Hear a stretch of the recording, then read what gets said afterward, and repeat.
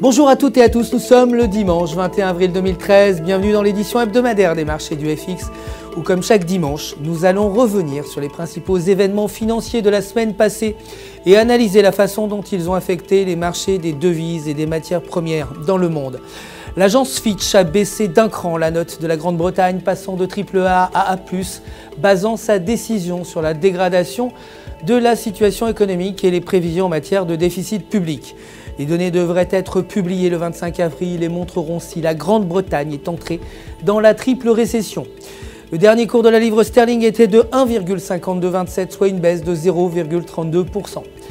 Le yen japonais s'est déprécié face au dollar américain pour le 4e jour consécutif, après que le G20 ait annoncé que les mesures controversées de relance qui ont déclenché la dévaluation de la monnaie nationale n'ont pas violé le pacte du G20 concernant la dévaluation monétaire. L'approbation du G20 devrait déclencher davantage de mesures de relance de la part de la Banque du Japon. Le dernier cours du yen était de 99,49, soit une hausse de 1,37%. Le dollar canadien s'est déprécié face au dollar américain, atteignant son minimum en 2 mois, en réponse à la chute des prix des matières premières conduit par l'or et un ralentissement de l'inflation. Le 15 avril, le dollar canadien affichait son plus bas niveau face au dollar américain depuis juillet.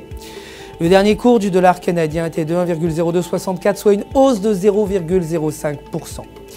Concernant les matières premières, l'or a enregistré sa plus forte baisse en 3 décennies, glissant de façon spectaculaire en réponse aux données économiques décevantes de la Chine, en réponse aussi au ralentissement de la croissance des bénéfices aux États-Unis et les inquiétudes des investisseurs que les banques centrales européennes devront payer les dettes par la vente de parts.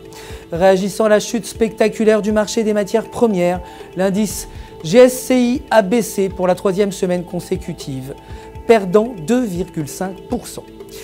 Le dernier cours de l'or était de 1404,28 $ l'once, soit une hausse de 0,3%. Le pétrole brut a chuté pour la 3e semaine consécutive alors que l'euro se renforce face au dollar américain et malgré les spéculations comme quoi la récente chute des prix du pétrole était excessive. Plusieurs banques, incluant la Barclays et BNP Paribas, ont déclaré que la baisse du pétrole était temporaire et que le marché n'était pas fortement baissier. Le dernier cours du pétrole était de 88,27 $ le baril, soit une hausse de 0,31%. L'indice SCP 500 s'est rétabli d'une chute de 6 semaines consécutives à des rapports de recettes positives entre Google, Microsoft, Capital One. Le SP 500 a progressé de 0,9%. Voilà, c'est la fin de notre édition hebdomadaire. Je vous retrouve dès demain matin pour la quotidienne des marchés du FX. Mais d'ici là, restez bien sûr avec nous sur www.ufxmarkets.com/fr pour tous vos besoins de trading en ligne. Votre conseiller personnel répondra bien entendu à toutes vos questions.